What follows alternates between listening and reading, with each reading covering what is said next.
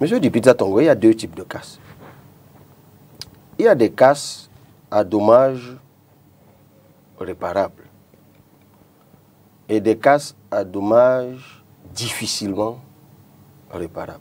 Vous savez, si on casse les bords de route, on casse des boutiques, on dit aux gens, écoutez, on ne veut plus de marché ici, prenez vos marchandises, allez désormais les vendre dans un nouveau marché. On peut être d'accord ou ne pas être d'accord avec le nouvel emplacement où on va aller vendre, mais au moins on a sa marchandise qu'on peut revendre de toute façon ailleurs. Mais lorsqu'on casse des gens qui vous disent « Je suis dans mon village, je suis né ici, mes aïeux étaient ici, je dors ici, mes ancêtres dorment ici ». Lorsque vous cassez ce type de personnes, vous les dessouchez. Quand même vous leur logeriez, vous leur recaseriez, c'est presque parfois, c'est un traumatisme qu'on ne peut plus rattraper. C'est pour cela qu'il n'y a pas un seul État normal au monde qui mène ce type d'action sans l'humaniser. Un État doit être conscient. Vous savez, moi je parle de l'État qui protège. Un État doit protéger d'abord ses citoyens. Vous voyez que nous sommes dans le prolongement de ce qu'on disait sur la mine. Où est l'État qui protège les siens? Je reviens à votre question. Parce qu'il y a une sorte de télescopage entre les ambitions de développement et la préservation de l'humain.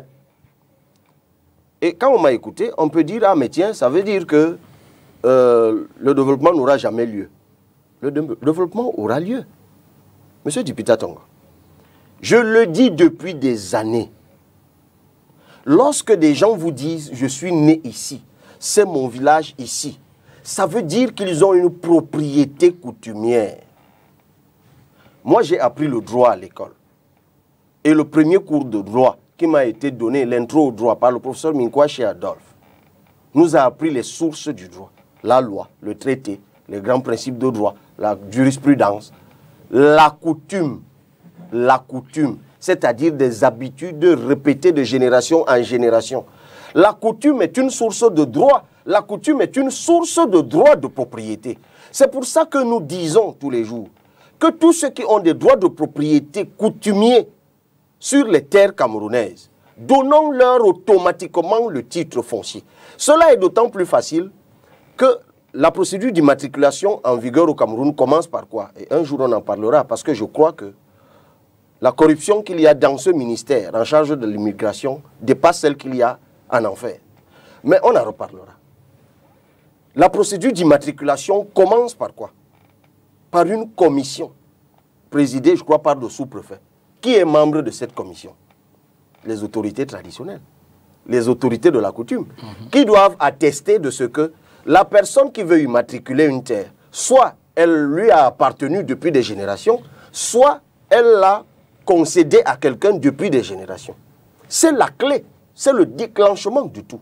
Mais malheureusement, cette procédure, je vous l'ai dit, c'est démoniaque. Aucun citoyen normal camerounais ne peut immatriculer une terre au Cameroun. Donc l'État doit régler ce problème.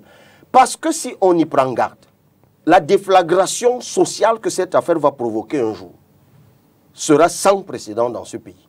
En tout cas, nous, au PCRN, on a eu de cesse de le dire depuis des années.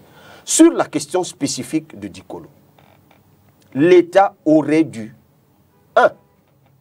Reconnaître la propriété de ces gens qui vont être dessouchés. C'est vrai que tous ne sont pas propriétaires coutumiers. Il y en a qui sont locataires, ainsi de suite, ainsi de suite. Aurait dû le faire.